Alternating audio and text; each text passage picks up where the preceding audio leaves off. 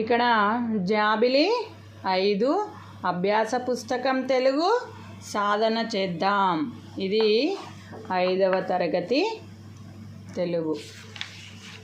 మనకి ఇక్కడ చూడండి వర్ణమాల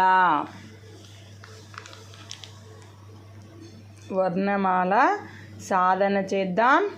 అభ్యాస పత్రం 1 బోధనాంశం అచ్చులు హల్లులు. అచ్చులు హల్లులు అంటే మీకు తెలుసు కదా పిల్లలు.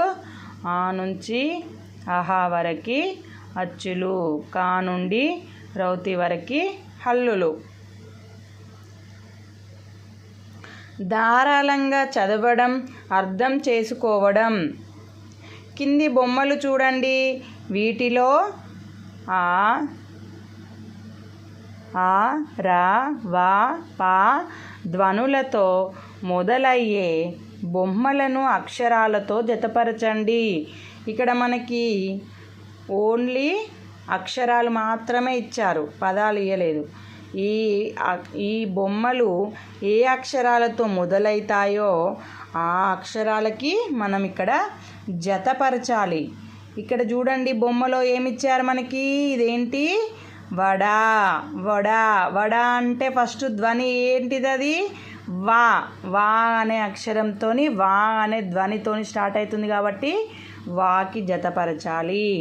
నెక్స్ట్ ఇక్కడ బొమ్మలో ఏంటిది? ఇది ఆవు. ఆవు. ఆవు అంటే ఏ ధ్వనితోని మొదలవుతుంది? ఆతోని. ఆ ఎక్కడుంది? ఆకి జతపరచండి. ఆ. నెక్స్ట్ ఇదేంటిది బొమ్మ? పలక. పలక. పలక.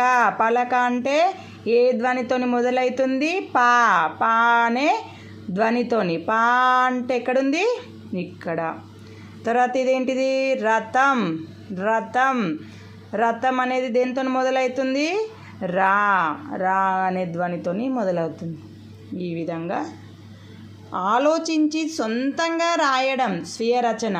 కింది బొమ్మలు చూసి లోపించిన అక్షరాలను రాయండి. ఇక్కడ ఏమిచ్చాడు బొమ్మ? ఇదేంటి చెప్పండి? ఈగా. ఈగా. ఈ అంటే ఇక్కడ గా అనే అక్షరం ఉంది కాబట్టి మనం ఇక్కడ ఏం రాయాలి? ఈ రాయాలి. ఈగా.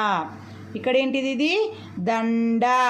దండ అంటే ఇక్కడ దా సున్నా పెడితేద్దాం. డా. డా అనే అక్షరం లోపించింది ఇక్కడ.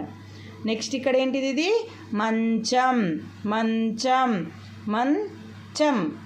చం రాయాలి. ఇక్కడ చాక్ సున్నా పెడితే చం. మంచం.